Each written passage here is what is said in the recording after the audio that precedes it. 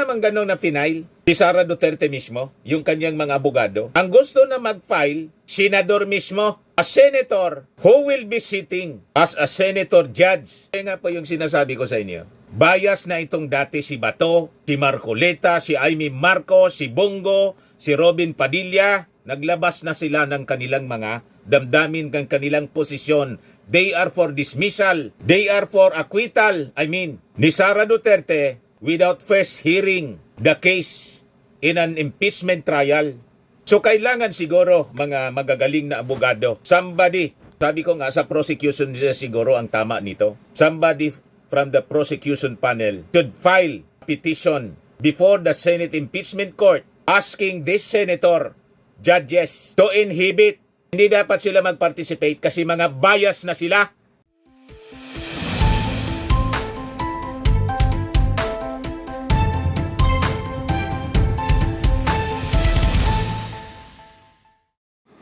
Hello po mga kababayan, mga manoy, mga manay. Si Dante Maravillas po, vlogger, broadcaster from Bicol, Albay. So ngunyan, mga kababayan, ngayon po, ito yung mga latest, palakas ng palakas, ang panawagan to forthwith proceed with the trial.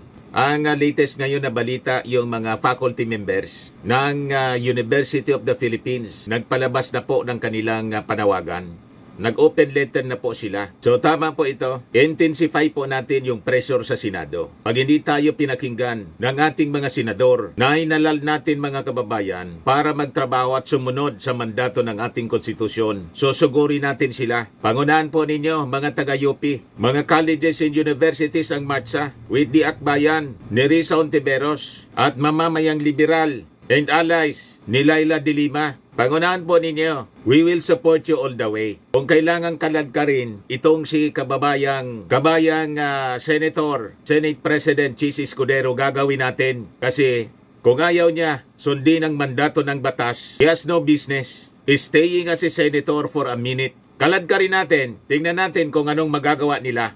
Ipadlak natin yung Senado. Ito si Bato, isurrender na natin. Si Bato, si Bongo, isurrender na natin sa ICC. We will request the ICC to expedite the release nung sinasabing warrant of arrest for crimes against humanity para hindi na po sila makapamirwisyo dito sa ating bansa, dito sa Pilipinas. Inadmit mismo mga kababayan ni Bato, nakikipag-collaborate daw siya. At hindi lang daw siya, mga kababayan, yung nag-draft ng resolusyon to dismiss the impeachment case laban kay Sara. May dalawa pa daw na senador. Imagine that mga kababayan. Sinasalaula nila ang mismong ating saligang batas, ang ating konstitusyon, Bato, senators collaborating on resolution to dismiss Duterte impeachment case. Yan publish ngayon pa lang by Newswatch Plus. Mismo na yung ating saligang batas mga kababayan ang winawalang hiya nila. Binabastos nila ang ating saligang batas. Time to act mga kababayan against these people.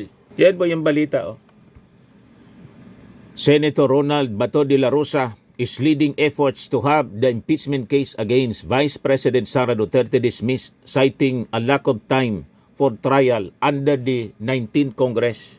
Sa interview ngayong araw na to ng media, De la Rosa confirmed that the draft resolution seeking the de facto dismissal of the impeachment case originated from his office. Galing yon sa office ko, sabi ni si Bato de la Rosa.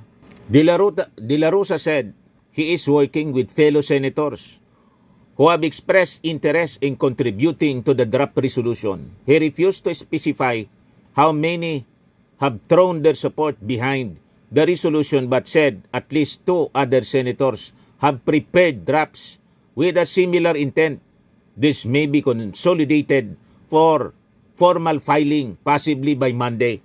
Talagang napaka mga walang hiya, mga kababayan. Ididiretso nila. Sa Monday daw, ipa-file nila. Subukan nilang i-file sa Monday. Mananawagan tayo sa ating mga mamamayang Filipino. Umanda po tayo sa paglusob sa Senado. Bicolon Risa Hontiveros, Laila de Lima, and members of the prosecution panel. Huwag nating hayaang salaulain itong mga senador na to mga kababayan. Ang ating saligang batas. We have to act. Ako mga kababayan, pag nag-rally sa Metro Manila mag-people power, luluwas ako ng Maynila para magsalita sa tribuna. And it will be, I think, the first time na gagawin natin ito in my career. Hindi ko pa yan ginawa, mga kababayan. In my 40 years career sa mainstream media, hindi pa ako sumali sa mga rallies at magsalita sa tribuna. Pero ngayon, para sa bayan, gagawin natin ito. This will be a great sacrifice and risk na ating gagawin. Kung hindi natin ito gagawin ngayon, sabi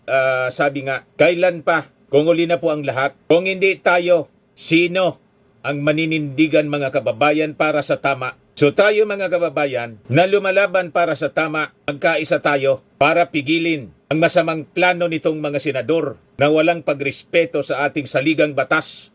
Yan sabi ni Bato, una sa akin, sabi ni De La Rosa, his admission came after members of the media noticed the name of one of his staff members on the document circulating in the Senate.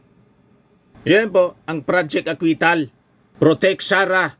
Mga kababayan, the author of the said reso draft, none other than his own staffer, Joan Narvaez, written this Monday at 12:18 p.m.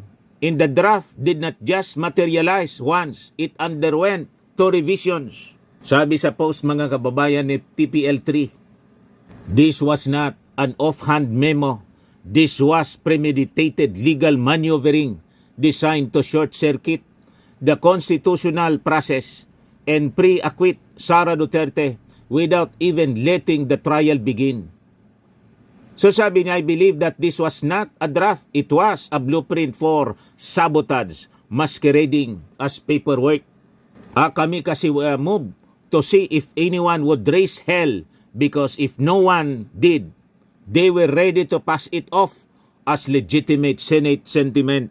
Yes, it was calculated, coordinated, and deeply cynical. A shameless attempt to render the Senate not a court of impeachment but a crime scene for democratic backstabbing. Tama po itong commentary ni TPL3. Sakto na description sa mga ginagawa ng ating mga senador. Lalo na po si Bato at kanyang mga kasabwat.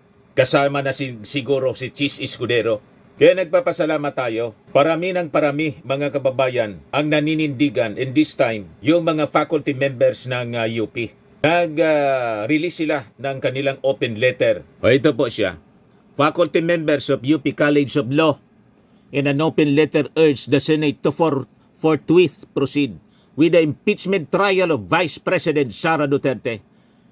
They also expressed concern on moves to preemptively dismiss the impeachment case versus Duterte. Gustong isindikato, mga kababayan, nagdati ng mga sindikato, pati yung impeachment, sinisindikato nila, nagsasabuatan. So may titulo siya na to forthwith proceed. An open letter in urgent call to the Senate of the Philippines to commence the impeachment trial of Vice President Sara Duterte by individual members of the University of the Philippines College of Law, June 5, 2025.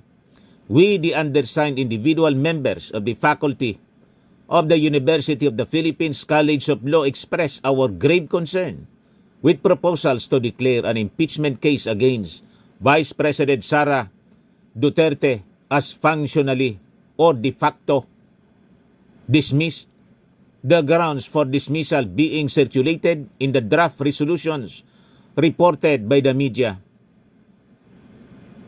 The violation of Vice President Duterte's rights to speedy disposition of cases in the non-continuing character of the Senate are unsupported by factual development and a proper reading of the Constitution.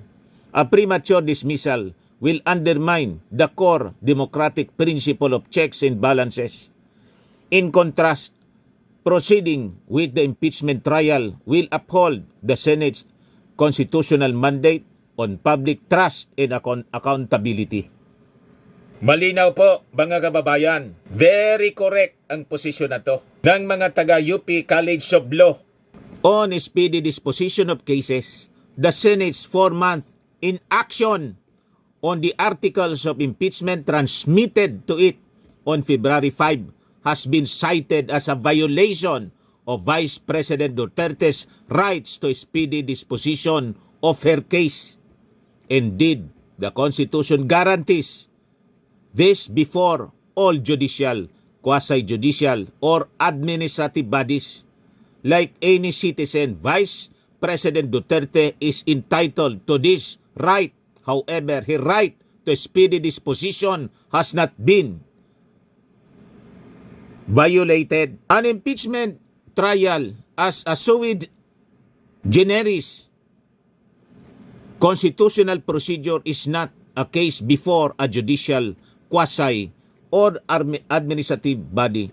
The trial of impeachment cases is a proceeding in the Senate, which in this context does not even sit as an ordinary legislative body, but as a constitutional office of accountability. On the text of the Constitution alone, the right to speedy disposition would not apply. Even if it did apply, Vice President Duterte was not prejudiced by these delays.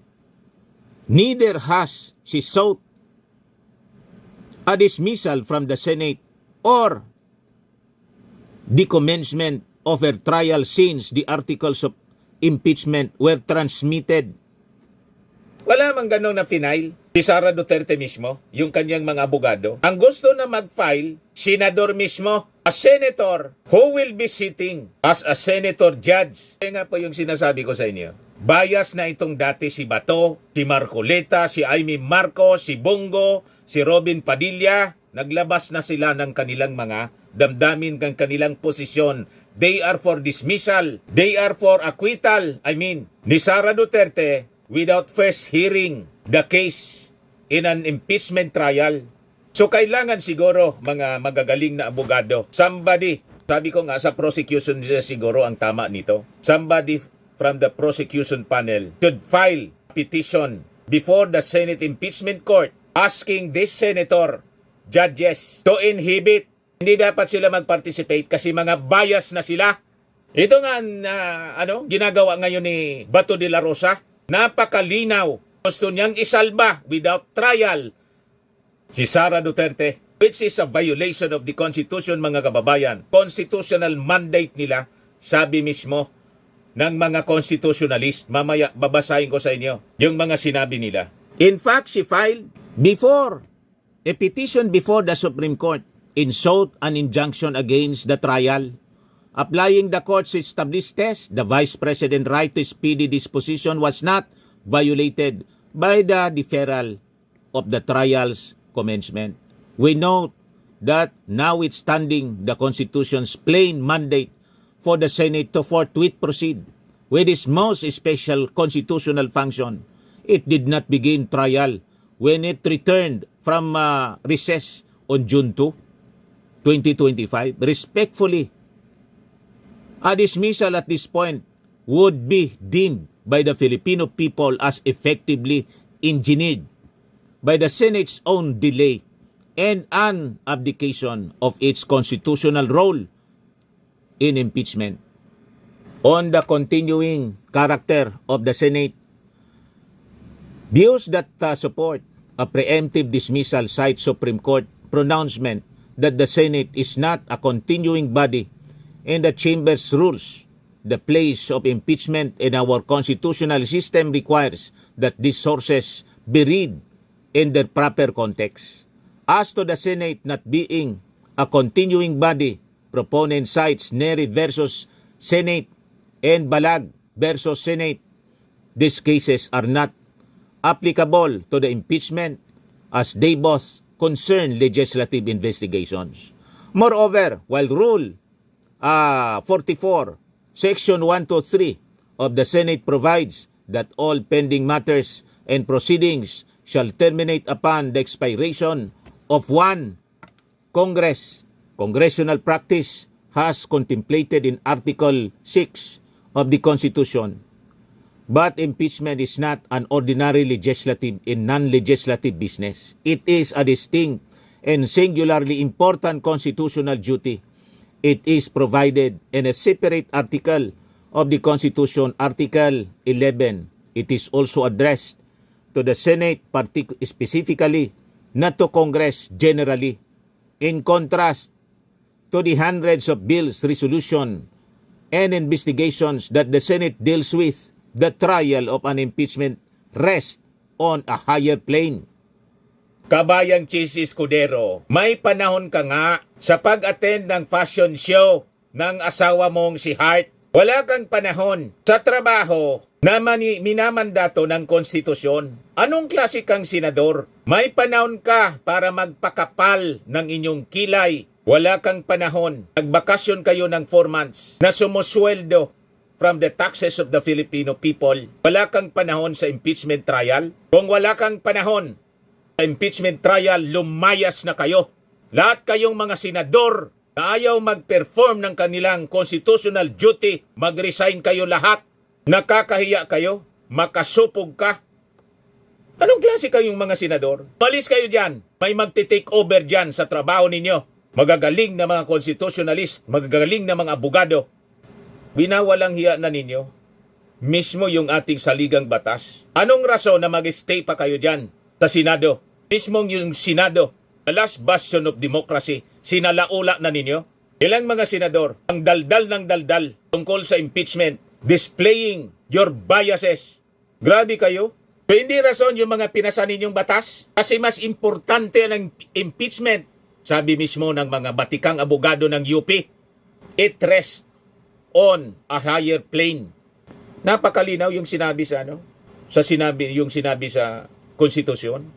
Kung hindi ninyo irerespeto yung konstitusyon, walang rason for you to stay in the Senate bilang mga mambabatas. Yung mismong saligang batas, binaviolate ninyo. Anong karapatan ninyo? Anong moral ascendancy ninyo to stay any longer bilang mga senador? Yan ang tanong natin kay Escudero.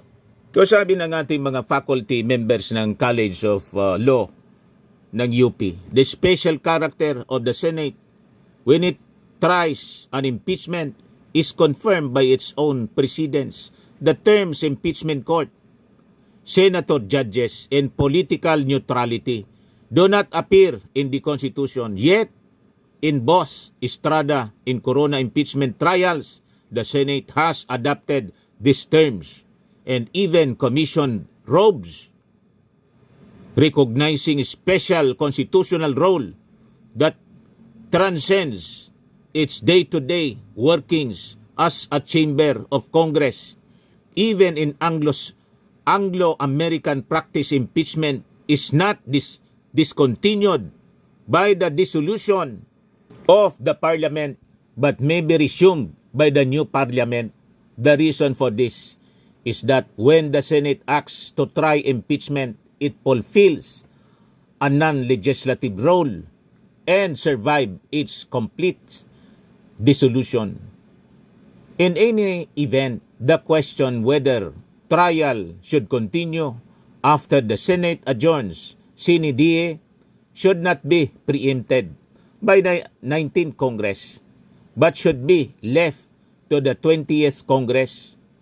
For the Senate to decide for the 20th Congress would be undemocratic, contrary to the very rational underlying the non-continuing body argument on impeachment and accountability. Post-1987, impeachments have been the venue for the most important national conversations on good governance and the standard we, the sovereign Filipino people, impose on our highest officials. Its character as an accountability mechanism is not simply suggested by its placement under Article 11 of the Constitution. The accountability of public officers, it is confirmed by constitutional and political history. In the Estrada impeachment, the non-opening of the second envelope was premised on an evidentiary objection regarding relevance and materiality. For the people, it was suppression of the truth that ended in the removal of a president. In the Corona impeachment, the Chief Justice delivered an emphatic statement defending himself. The tide turned when he abruptly walked out of the impeachment trial before the Senate could ask him questions.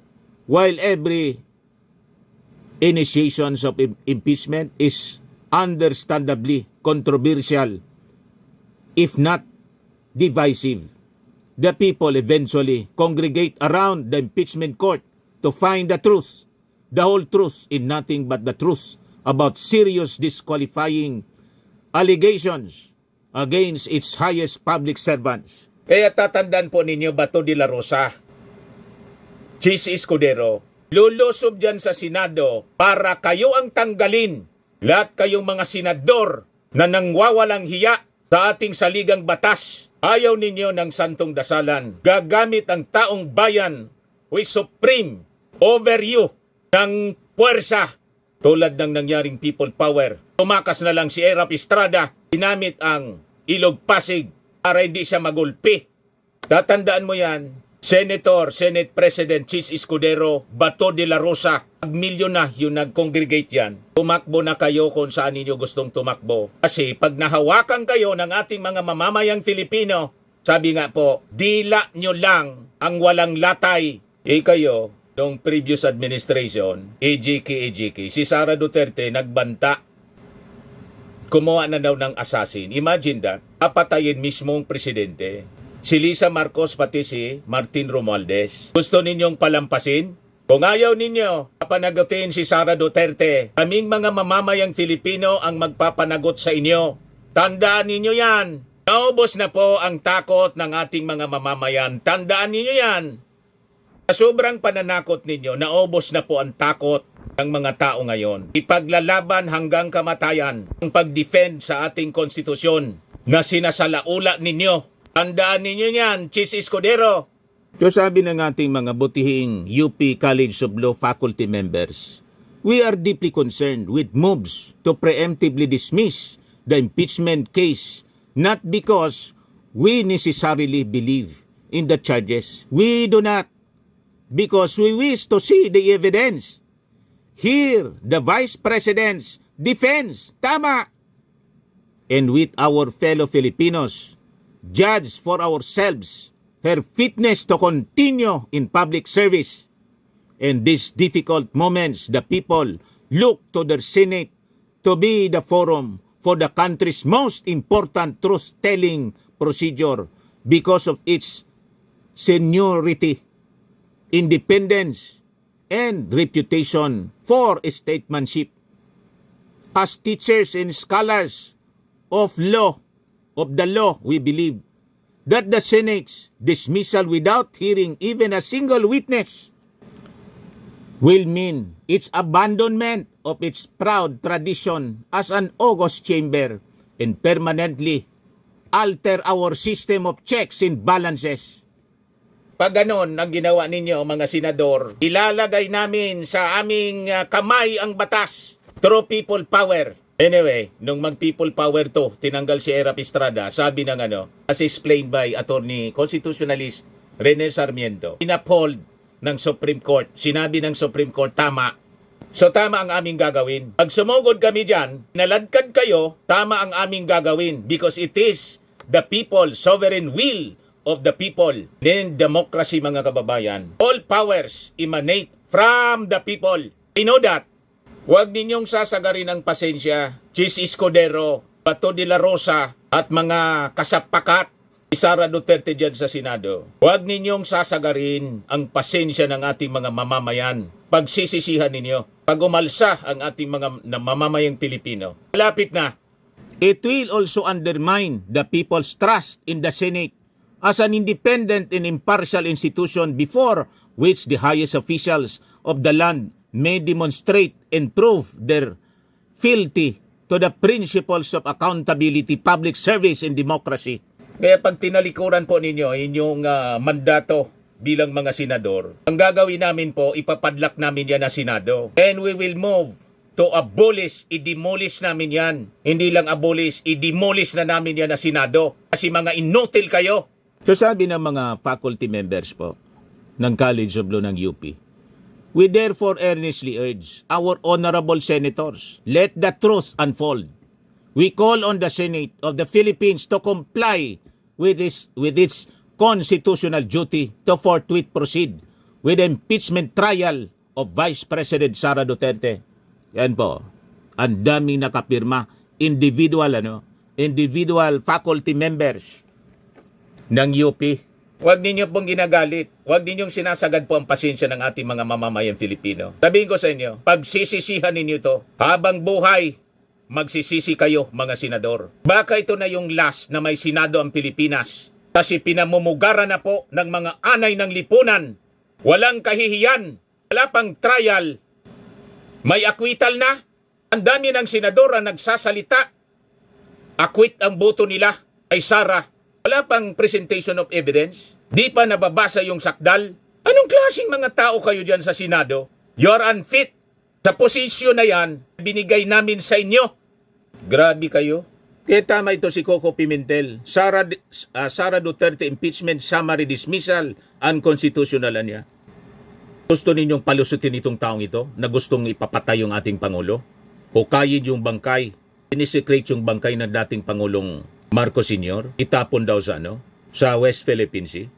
You are sending a wrong signal to our youth. You're teaching our youth. Gayahin si Sara Duterte. At pag nagbanta, okay lang yung pagbabanta, palulusutin ninyo. Okay lang ang 125 million confidential funds gastusin 11 days. May ganon.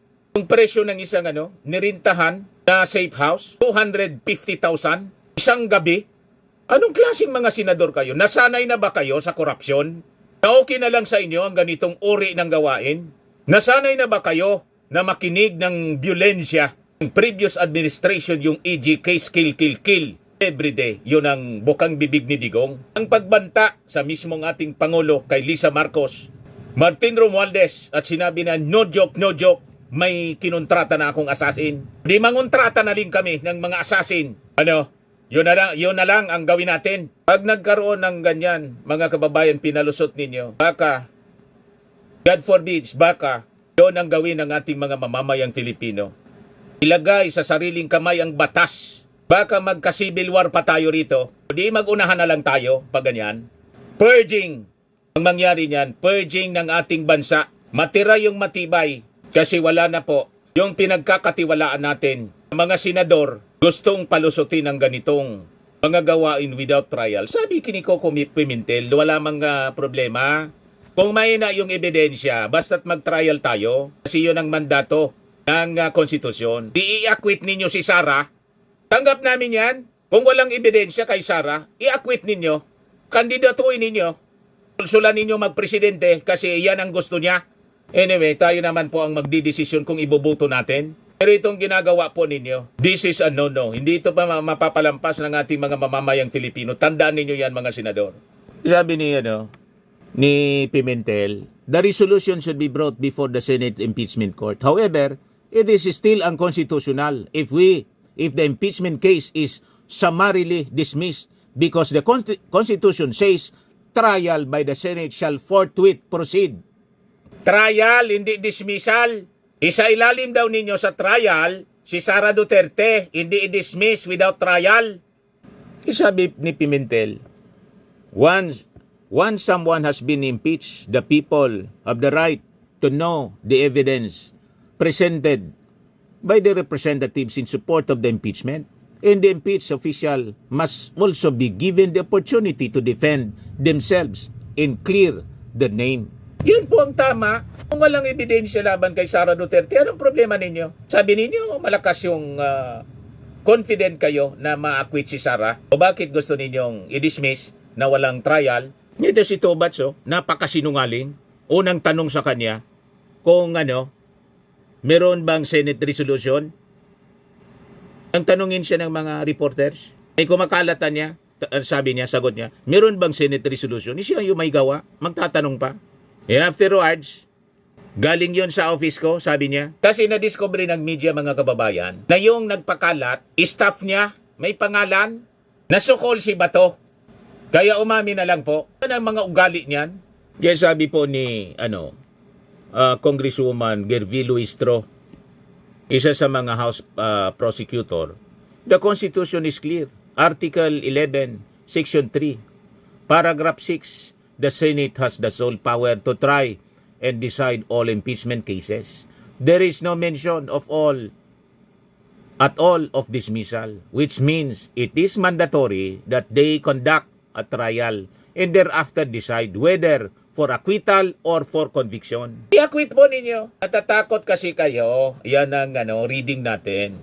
Ganon din ang sabi ng mga analyst, observers. Natatakot kayo to forthwith proceed. Kaya nilalagay ninyo at gusto ninyong patayin yung impeachment case. Kasi mahirapan kayo na i-acquit si Sara sa lakas ng ebidensya. Doon pa lang sa pagbanta niya, Article 1. Pagbanta pa lang niya sa Pangulo, kay First Lady, kay Martin, ebidensya galing sa bibig niya. 7 articles of impeachment, mga kababayan, ang sinabmit sa Senado. Kahit isa lang sa 7 articles of impeachment, mapatunayan ang pagkakasala ni Sara, convicted na siya, perpetually disqualified from running in any public office. Kaya kayo natatakot kasi pag prinisenta yung mga ebidensyang napakalakas, mahirap sa inyo na i-acquit si Sara. Kasi kasiraan na yon ng inyong pagkatao, ng inyong political career, that will be a kiss of death sa inyong political career pag inacquit ninyo. Ang gagawin ninyo ito, walang trial, dismiss yung kaso. Huwag kami mga senador. Pag ginawa ninyo yan, sosogod ang mga mamamayang Filipino sa Senado para kaladkarin kayo. O ito, galing kay constitutionalist Christian Monsod. Senate cannot get out of duty. It must hold impeachment trial. Itong mga magagaling na constitutionalist ang ipalit natin sa Senado. Kaya lang di man sila tumakbo. Ang mga kalibre ni Christian Monsod, kalibre mga kababayan ni Atty. Sarmiento, mga matitino, kalibre ni dating Senior Associate Justice Antonio Carpio. Ito yung dapat na uupo na mga senador. Hindi itong tulad ni Bato de la Rosa, ni Robin Padilla, ni Bongo. Hindi yung mga kalibre nila. Kailang binoto, naging mga senador. Pero pag di nila ginampanan, isara natin, demolish natin yung Senado. Unang panahon ni Marcos Sr., inabolish siya na Senado. Kaya nga po, noon, mga presidential decrees, hanggang ngayon po, pinapakinabangan yung batas laban sa droga. Presidential decree. Kasi yung Senado, wala nang pakinabang. Ang gugulo lang, inabolish ni Marcos Sr. O ngayon, kung mali yung ginawa si Marcos Sr., siya na mismong gumagawa ng batas, kaya nabansagan siyang diktador. Kung mali yung mga ginawang batas ni Marcos Sr. na mga decrees, o bakit ngayon hindi pa ninyo rini-repeal yung mga presidential decrees? Mas magaganda yung mga qualities ng batas noon na nakapalaman sa presidential decrees, isa sa mga batas na ginawa ninyo ngayon. Huwag kami mga senador. We can live in this country without you. Palamunin pa kayo from the taxes of the Filipino people. Pagkatapos, ito lang yung gagawin ninyo. Mismong konstitusyon ang bina-violate ninyo. Kaya sabi po ni Monsod, based on the 1987 Constitution, the Senate cannot get out of its duty and it is obliged to act on the impeachment trial against Vice President Sara Duterte. Gumagamit niya kayo ng mga technicalities, written technicalities, to justify your bid to stop the impending trial. Kaya sabi ni Monsod sa interview ng DCMM, the Senate is not functioning as a legislative body. The Senate is functioning as a trial court for the impeachment. That is different. The power that they have is different, sabi po ni Monsod. That power niya is given to them by the Constitution as a duty of the Senate. They cannot get out of the duty by all kinds of written technicalities that do not exist anyway. So sabi dito po sa balita, but what would happen if a resolution was successfully filed in the Senate primarily seeking to halt the impeachment trial? Monsod said at this point, lawmakers from the House of Representatives may raise the matter to the Supreme Court. Huwag na tayo tumakbo sa Supreme Court. Mga House prosecutors, mag-assemble na lang po tayo ng mga mass actions. Pangunahan ninyo, susunod kami. Kaming mga vloggers will campaign through the social media. I-set down link ninyo yung date. Lusubin natin ang Senado. Ipadlak natin para hindi na magamit nitong mga termites na to, mga anay sa ating lipunan, mga kampo ni Digong. Isara natin yung Senado. Tapos mag-unicameral tayo. Alad ka rin natin si Chis Escudero. Tanggalin natin na Senate President. Kung yung konstitusyon bina-violate ninyo, anong rason hindi kami tumugo dyan para ilagay sa aming kamay ang batas? We are the sovereign Filipino people supreme than you people in the Senate. Kahit nga ang presidente, tinalsik namin yung presidente. Ang sabi ng Supreme Court, tama. You see? Ano kayo, siniswerte? Wala ng Supreme Court. Mas supreme ang mga mamamayang Filipino sa people power. Recognize mismo ng Supreme Court as in order. Sabi yan mismo niya, intra-constitutional means. Sabi ng constitutionalist na si Attorney Sarmiento, Rene Sarmiento, wag nang tatagal pa yan, tayo nang magdidesisyon para sa ating future. Dambahin natin yung Senado. And we appeal to General Torre. Anyway, mga senador, ayaw man sa'yo. Si Jingo Estrada nga, sinabihan kang arugante, huwag kang mag-intervene. Kami ang bala, alaman po na mangyayaring EJK dyan. Hindi kami naniniwala sa EJK. Basta kakalad ka rin lang namin. Palabas sa Senado, itong mga ayaw magtrabaho na senador.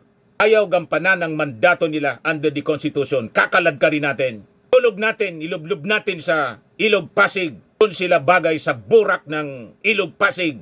Sabi ni Sara Duterte, kaya ko niya na kalad ka rin sa kanal ang laban.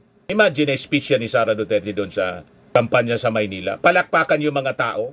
Matindi, mga kababayan. Nagiging normal na ang kawalang hiyaan dito po sa ating bansa. Huwag natin paintulutan ng ganong uri ng kultura. The culture of violence, mga kababayan, ninormalize nila, kill, pagbabanta, at pati ang pagnanakaw sa kaban ng bayan, ninormalize nila.